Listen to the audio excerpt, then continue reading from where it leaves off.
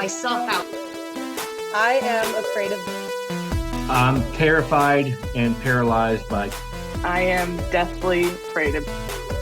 Welcome to the Sum of All Fears podcast with your host, me, Ryan Perrio.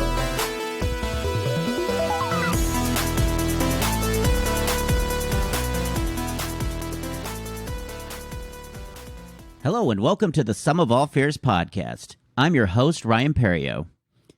This week, my guest is musician Oscar Nash. I interviewed Oscar at the Hops and Arts Festival at the Pediclus Brewery as my last interview of the first day. So we have completed day one of my live podcasting at the Pediclus Brewery. Oscar has a very interesting fear of socializing, which I think everybody in the world can relate to. There's always that nervousness of entering a group of people and trying to initiate that first line of communication. He's one of those people, though, that once you do start the conversation, he can jump right in, but it's just the start of that conversation, which is just kind of scary to all of us. For me, it's continuing that conversation once it's even started. Oscar is an amazing musician. He's very young. He's super talented. Before I start the interview, I will play his song, I Will Wait Forever. You can find it on YouTube as well. But we're going to play that here right now. Here's Oscar Nash, I'll Wait Forever.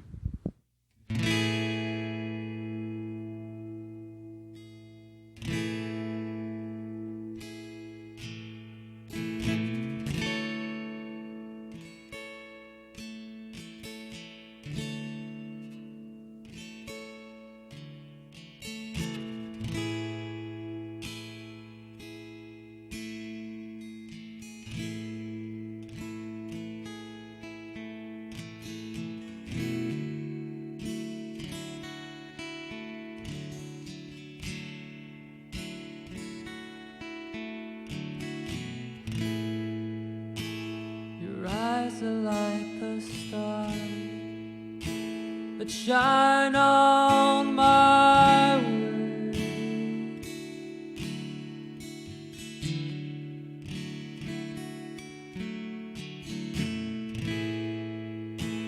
And when the night goes dark,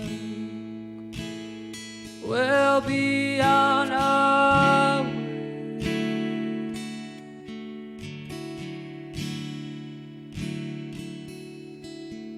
It's like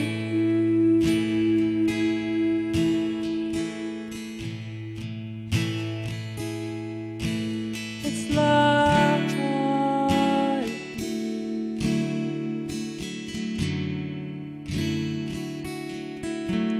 it's like it's like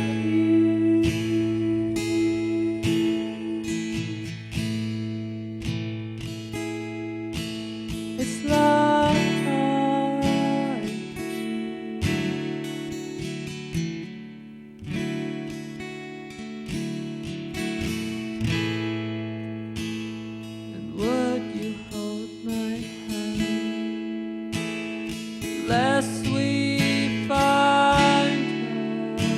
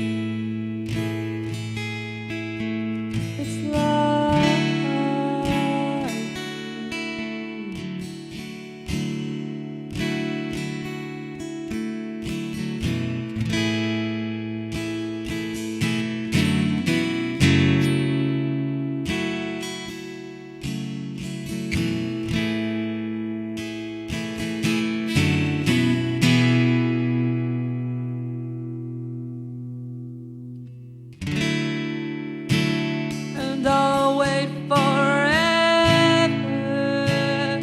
I'll wait forever and a day.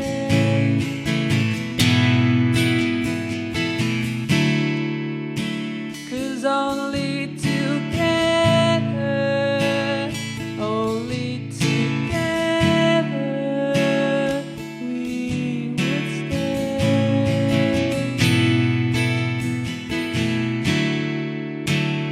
I'll wait forever, I'll wait forever and a day.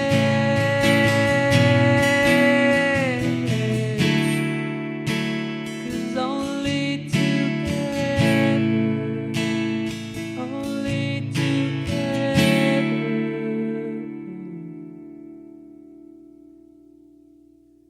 we would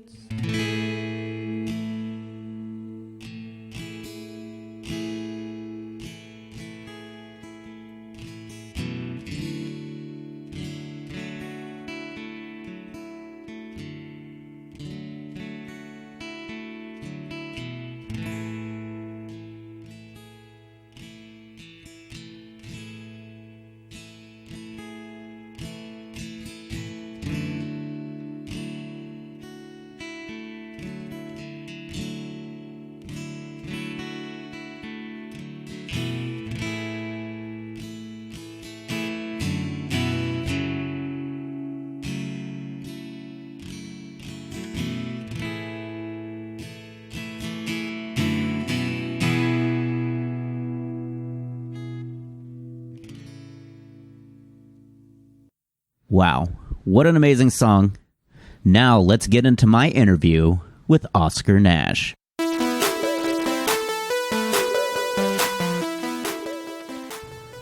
Guys, my next guest is musician Oscar Nash.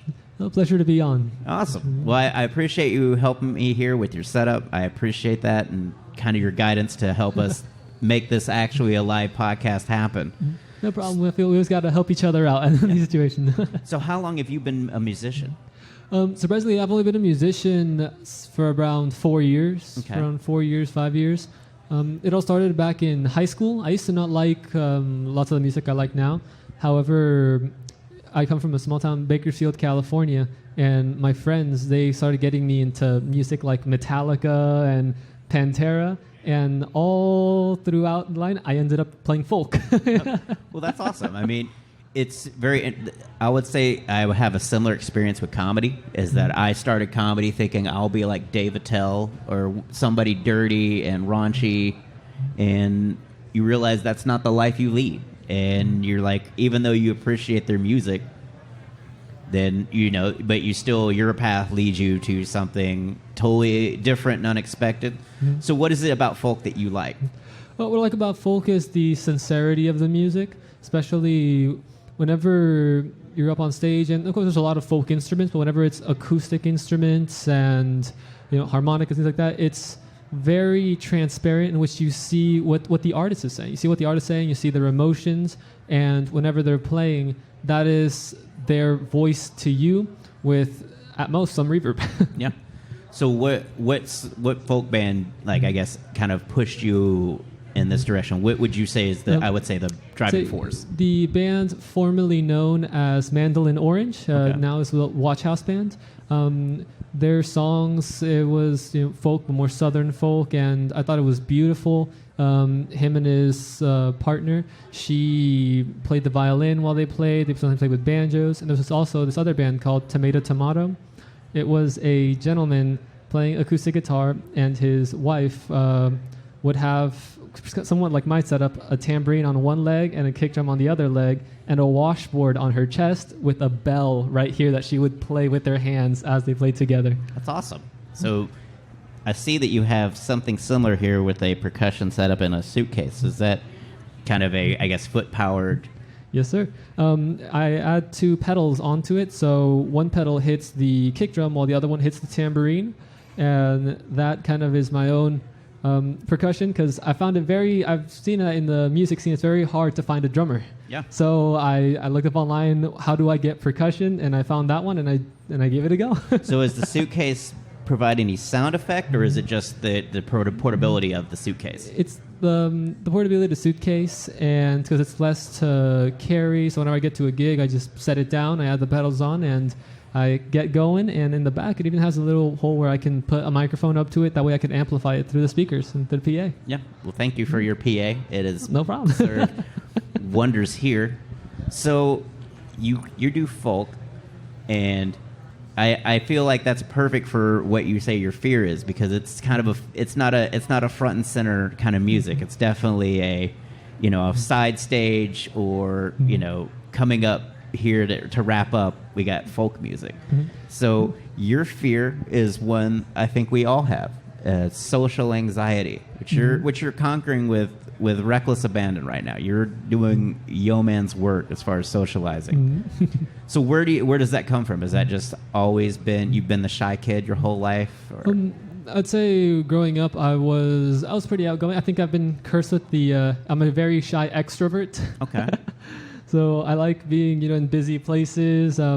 However, if I rather have like the stereotypical, if they talk to me first, then I'll get going type of thing. So I mean, definitely, once I moved to Texas, I started getting more shy. I started meeting new people, because that's when you're forced to meet new people. So what I did was, I'm really shy, so of course I ended up doing performance arts. Yeah, exactly. So what would you say is the difference between Bakersfield, California, and Texas? Well, Bakersfield, California, we had such a small population, especially where I grew up. It was Oildale. Okay. And I'm talking the school size, we all knew each other by last name. And we'd call each other by last name so we didn't get mixed up on who.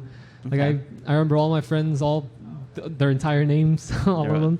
And especially in Texas, it's a lot bigger city, and it's with a lot of more people. That also comes with a bigger sense of security and protecting one's family. So not perhaps going to certain places, things like that. However, in a small town, if somebody does like a crime, everybody knows immediately who they suspect.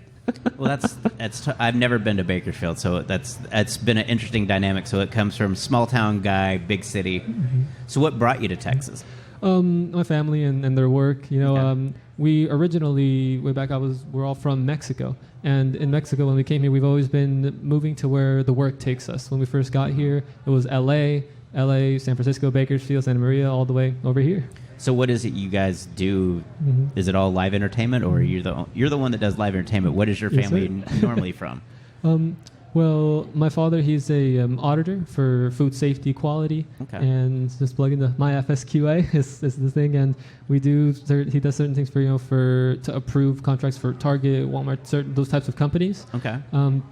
However, it's always been wherever the works takes us, really. Yeah. So it's wherever. If we're over here, we go over here, try it out over here, try it out over there. The American dream. Yeah. So your dad's a food auditor, or food safety auditor. So how does he bring that home with him? Like, does he tell you to put things in the fridge? Like, is he very big proponent? Like, why is this out on the counter? Oh, 100%. Especially when it comes to cross-contamination. You're not using the same knife for same things. It's always washing the cutting board and using different cutting boards. When you still can use chicken, when it's not, when there's bacteria, always. Yeah. It's got to be a terrifying ordeal. Like, has he come to your apartment and seen that and been like, what is that? Oh, well, currently I'm still in college, so I still live with my parents. Oh, okay. Well, keep it up. I've lived with my parents off and on my whole life, so we've had an on and off. Like, my mom's moved into a smaller house, so I feel like at this point, she's basically worn out her ability to have me as a live-in. I think that was just a sign. Like, I had to move back home in my 30s when I started comedy. It just, everything fell apart for me, and so I rebuilt. And so I make jokes about it, like, when you move back home in your 30s, my family doesn't say I love you anymore. We just say, are you good? Are you good? That's a lot of luggage for a visit. Are you sure you're doing okay? It's a lot of worrying. It's a lot of caring to not have us there together. Like, we want to be there together, but also go back home. have a home of your own. Be happy.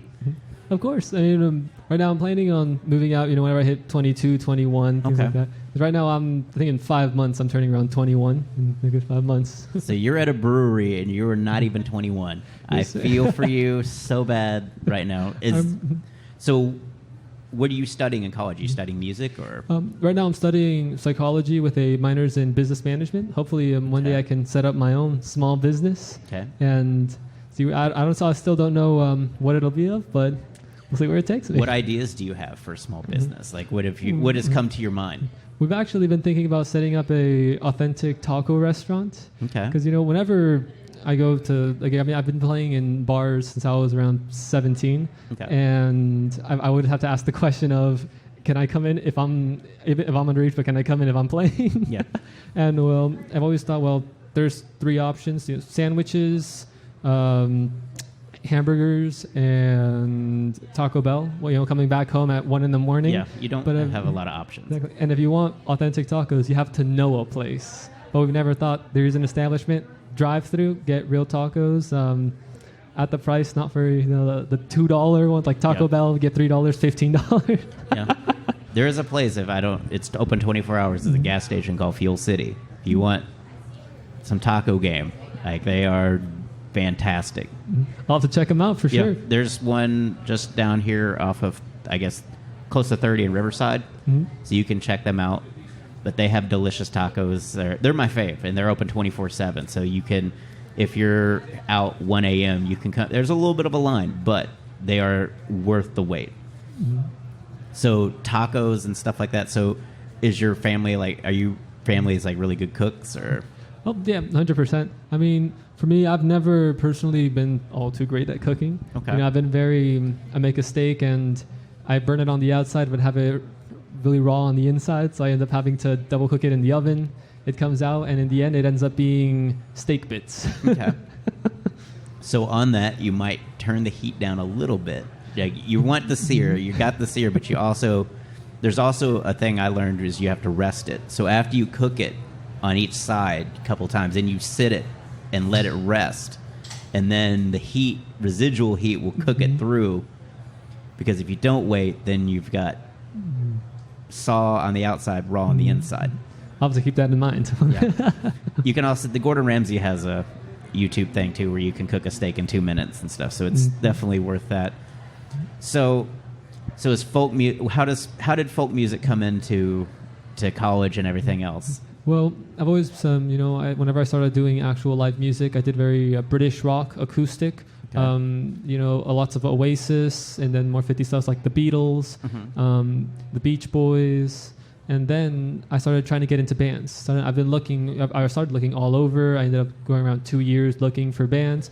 I found some. They wanted to play live. I especially wanted to play live, and they would say they want to do it, but they never really did it. Mm-hmm. So I would be bouncing back from band to band to band, and eventually I've always had a very I'll just end up doing it myself attitude. Mm-hmm. So that's when I saw some people do one-man band acts. Okay. But they always did it with loopers. They would replay a sound, add on to it, and I thought to myself, I like that, but I'm not all too great with technology. Yeah. So I did everything manually. But it also takes away from the folk aspect. If you're going to be folk, this is to be the one-man band. You've got to have the analog of the one-man band. There you go. And so, when did you bring that in there? Has it been a feeling out process? Did you take percussion classes, or did you just kind of go by feel? Well, whenever I was bouncing from band to band, I also wanted to see what can I play to get into bands. So I started learning a lot of instruments, and one of those instruments being the drums. And that's when I started keeping the rhythm, and I've always had I'm going to play it just like the actual drummer in that band played it. Okay. And by imitation, I started learning techniques. And that's when I incorporated it onto the kick drum. And so I started keeping the beat. I saw how people would do it. Then I'd be like, okay. Then, taking off from them, started doing my own thing. And that's how I ended up with this one. I think I bought this one right around 2 weeks ago. 2 weeks ago. Awesome. But I practiced it. Yeah, sorry. I was going to say, it had to be, a catch and go, because I don't know if there's a, kick drum, academy or anything like that.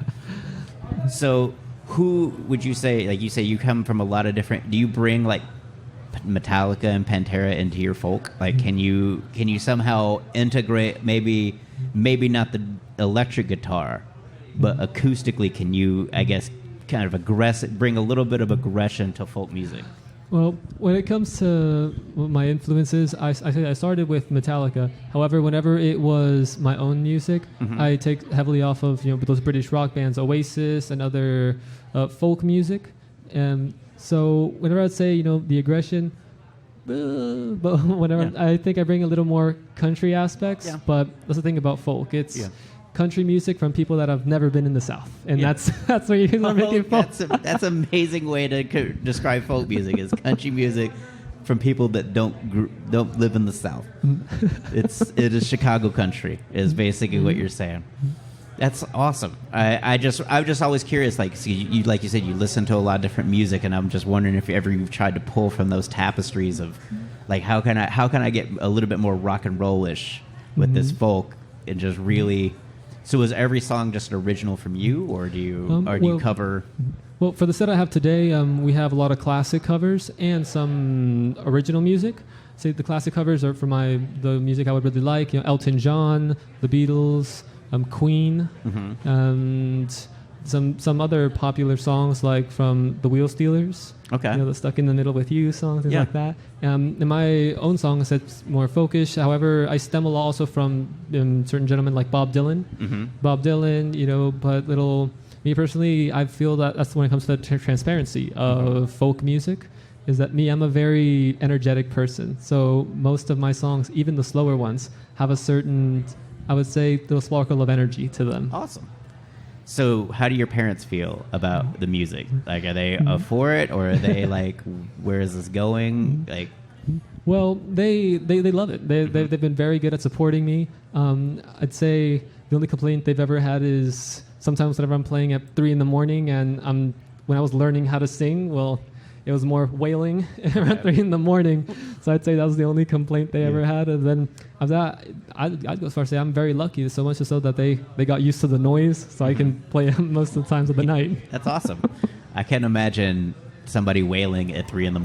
That seems like that would be a test. Like were you in your room, or do you have like a studio or like a garage like a studio that you were in? In my room, right next to theirs. Wow, you have no shame. Like I am busy right now, guys. I don't care if you're sleeping. I've got to get this. So was it just inspiration? Like I've got to figure. Like you came home from a gig and like I've got to figure this out. Well, whenever I started getting into music, usually yes, sometimes I heard one of my favorite artists called Noel Gallagher. He one time said, "Good songs write themselves." If you try to force something, you do end up writing something, it's not going to be something you truly feel sometimes. Of course, there's hard work in songs, but the good songs, I feel, if you can play them and you like them, and you don't write them down and you remember them, the next day you wake up, that's a good song. Okay. And usually, I remember whenever I first started actually songwriting, started playing acoustic methodically, was whenever we moved to Texas. We moved to Houston. And we moved right before Hurricane Harvey. Okay. Well, that's probably not a good time to move. So whenever we came there, it was 2 months in a hotel room. And, with Harvey, we didn't really have Wi-Fi. Yeah. So I thought to myself, I might as well start getting at it with the guitar. There wasn't anything else to do. I didn't have friends to call, things like that. And that's where it really started taking off with guitar for me. Okay. Well, that's awesome. Like, so have you written your own songs too? Have you've got your own stuff? Like, where challenges do you find, like songwriting? Do you find like you have a hard time trying to emotionally capture a lyric, or is that how is lyric writing? Well, when it comes to lyric writing, I feel a lot of these things sometimes they come out of nowhere. You just have to always be at the ready, kind of like fishing. Yeah. You have to put yourself there in the boat and fishing and waiting for something.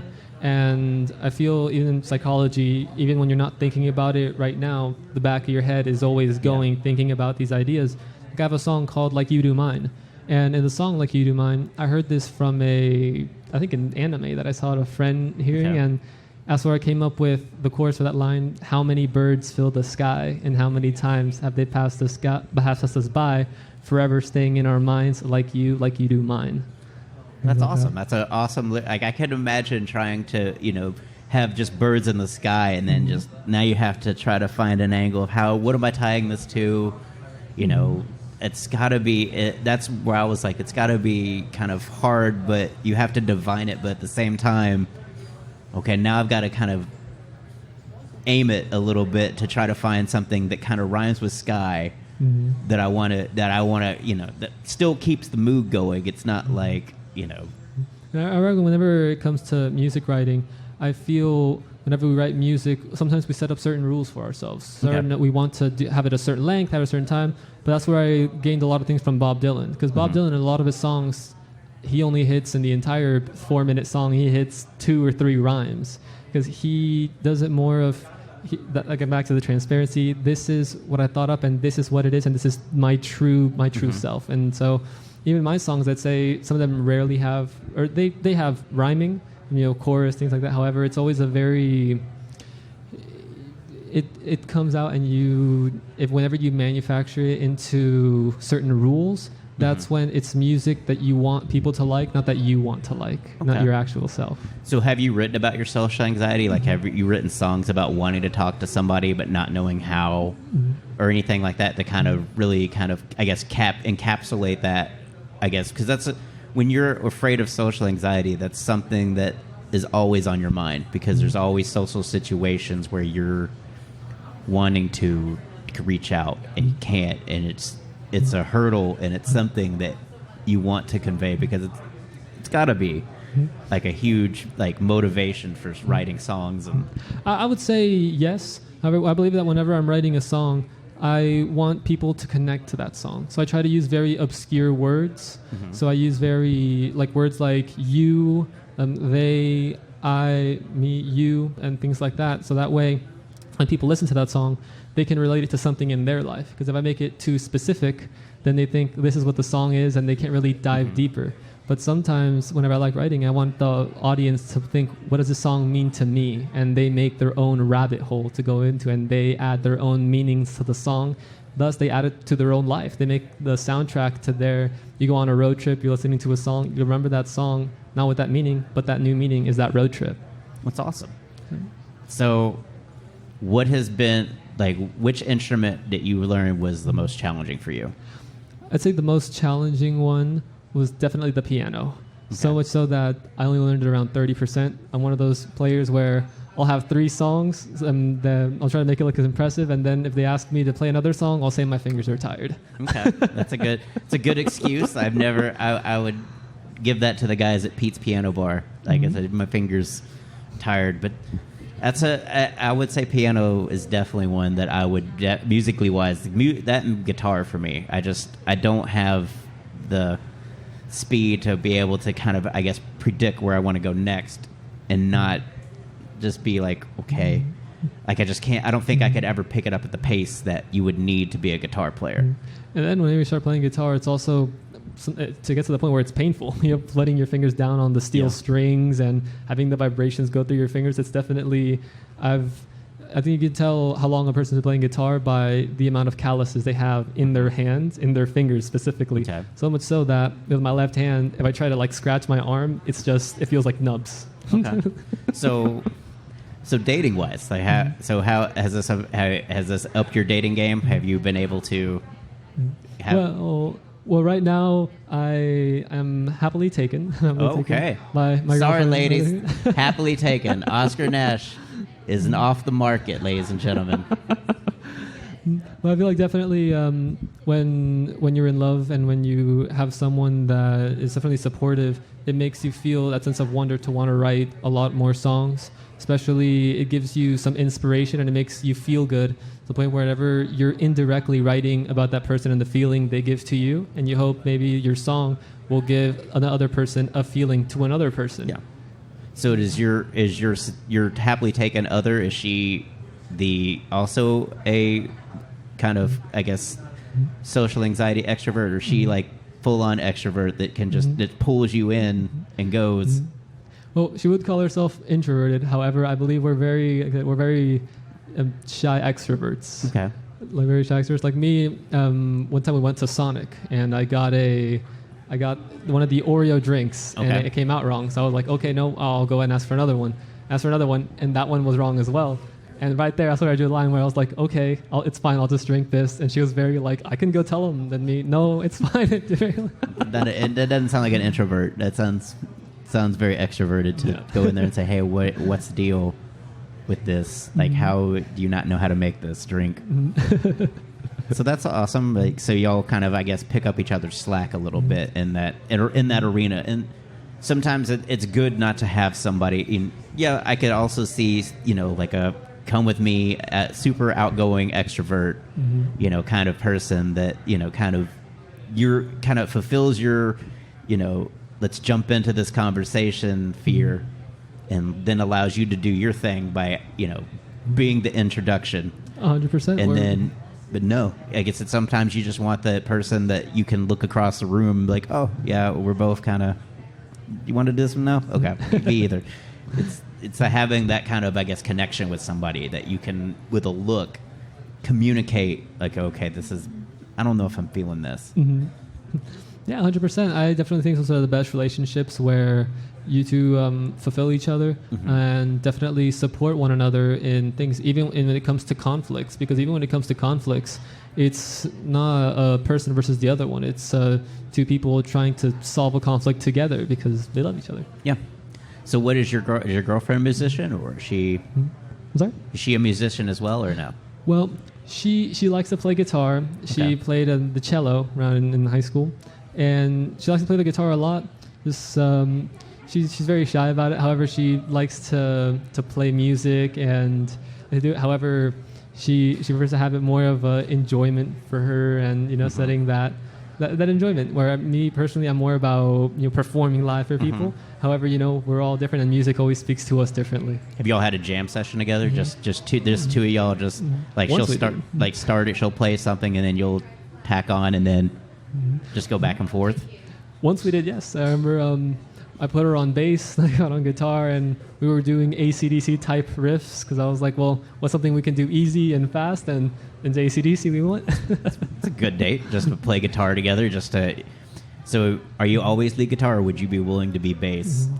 Oh, for me, bass, yeah. Bass, rhythm, drums, all. If I can get on the band, I'll be in the back shaking maracas. Okay. Well, Oscar, where can people find you outside of here in, maybe 5 minutes? Well, they can find me in Instagram at Oscar Nash TX, on YouTube Oscar Nash TX. Luckily, the domains weren't taken, so everything Oscar Nash TX. See, I'm all Ryan Perio. Nobody has the same name I do. I thank you for doing this. I thank you guys for having me here at Pediculus. Thank you guys for being my guests.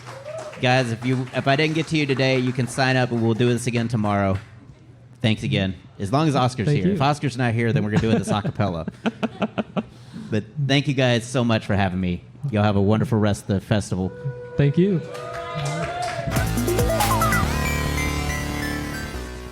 So that was Oscar Nash. Awesome interview. I love the kid. I think he's going to do really well. He's going to be an amazing musician when it's all said and done. He's got some amazing talents, has the drive to learn various musical instruments as well as percussion, challenges like that. I think he also has a super relatable fear. Mine continues on past the initial contact. His seems to just be the initial hello, how you doing, greeting, and then he's cool. I'm never cool in the conversation at any point in time. I am frantic. It is a panic, full-on panic. I'm trying to work on listening as much as I can to try and stave that off. Oscar is an amazing musician. Check out his stuff on YouTube, Instagram. I'll post it in the show notes. As for me, next week I'll be in Tulsa, Oklahoma, releasing episode 49. I haven't decided on what that episode will include. Should be a fun interview, so do check it out. If you like what you hear, leave us a review on Apple or wherever you listen to podcasts. It only helps exposure for my podcast. Also, if you have any comments for the show, please email me at somefearfans@gmail.com. Thanks again for listening. I will post Amble next week. Well, not even post-amble, but just wrap up next week with how we went with Kevin Bozeman in Tulsa at the Looney Bins. Should be some fantastic shows. Check out Looney Bins. If you're in the Tulsa area, come hang out. Love to hear from you. Thanks again for listening to the Sum of All Fears podcast. And now some thank yous for the folks that make this show possible. Thanks to Barry Whitewater for my art and graphics. You can follow him on Instagram at bwhiteh2o. Get it? H2O like water. You can also follow him on Facebook, Music. A huge thank you to Gunnar Olsen for the wonderful music provided for this podcast. You can follow him on Instagram at gunbuns, that's GUNBUNS, as well as his website, gunnarolsen.net. Check out some of the samples that he has recorded. They're amazing. He's an amazing percussionist. If you want to follow the show, we've got a Facebook group, Sum of All Fears. Instagram, Twitter, you can find us at Some Fear Fans. If you have some feedback for the show, email me at somefearfans, SOMEFEARFANS @gmail.com. I'll be happy to take those into consideration. Also, if you'd like to be a guest, email me at somefearfans@gmail.com. We can try to iron out some details and get that settled in. Give us some feedback if on Apple, Google, Spotify, or wherever you listen to podcasts. Leave a review. It makes the show bigger, and it's not going anywhere. I'm going to record as many shows as I possibly can. If you want to follow me on social media, I am at Ryan Perio. It's RyanPerio on all social media platforms. You can follow me there, and you can check me out at ryanperio.com, my website. I'll try to list upcoming shows there as well. It's been kind of spotty because as soon as I set it up, that's when the pandemic happened. And everything's kind of just in a holding pattern.